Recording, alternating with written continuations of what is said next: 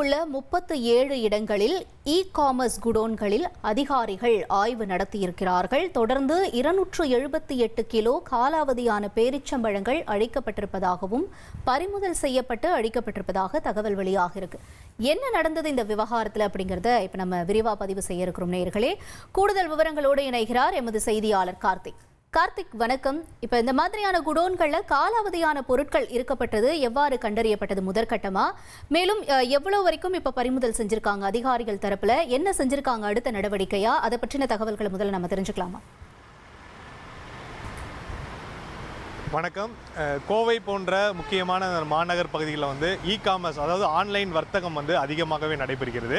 இந்த சூழலில் கோவை மாவட்டத்தில் இருக்கக்கூடிய 37 காமர்ஸ் நிறுவனங்களான அவங்களுடைய குடோன்களில் வந்து இந்த உணவு பாதுகாப்பு துறையினர் வந்து அதிரடியாக ஒரு சோதனையை ஈடுபடுறாங்க. அப்படி ஈடுபடும் போது ஒத்தக்கால் மண்டபம் பகுதியில் இருக்கக்கூடிய ஃப்ளிப்கார்ட் குடோனில் அதிகாரிகள் வந்து சோதனையிட்டு இருக்காங்க.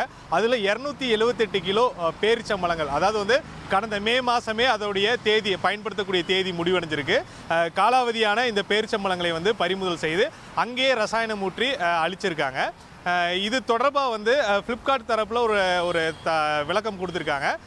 நாங்கள் வந்து வாடிக்கையாளர்களுக்கும் பொதுமக்களுக்கும் காலாவதியான பொருட்களை வந்து எந்த இடத்துலையும் விற்பனை செய்யவில்லை. இந்தியா முழுவதும் ஒரே மாதிரியான நடைமுறைகளை வந்து பின்பற்றி வருகிறோம். எந்த சூழல்லையும் வந்து காலாவதியான பொருட்களை அவங்களுக்கு கொடுக்கல. காலாவதியான பொருட்கள் மற்றும் அது தேதி முடிவடையக்கூடிய பொருட்களை தனியாக வந்து எங்கள் குடோன்லேயே பதுக்கி வச்சுருந்தோம். அதுதான் வந்து அந்த பொருளை தான் வந்து தற்போது வந்து அவங்க எடுத்து அழிச்சிருக்காங்க அப்படிங்கிற ஒரு விளக்கத்தை அவங்க தரப்பில் சொல்லியிருக்காங்க. இதையெல்லாம் தாண்டி நம்ம பார்க்கும்போது உணவு பாதுகாப்பு துறையினருக்கு வந்து இது போன்ற புகார்களும் ஒரு பக்கம் வருகின்றிருக்கு. அதன் அடிப்படையில் தான் இந்த 37 குடோனில் வந்து அதிரடி சோதனையில் ஈடுபட்ட போது அனுராதா என்ற அதிகாரியுடைய தலைமையில் இந்த சோதனையில் கடந்த 17ஆம் தேதியிலிருந்து ஈடுபட்டிருந்தாங்க.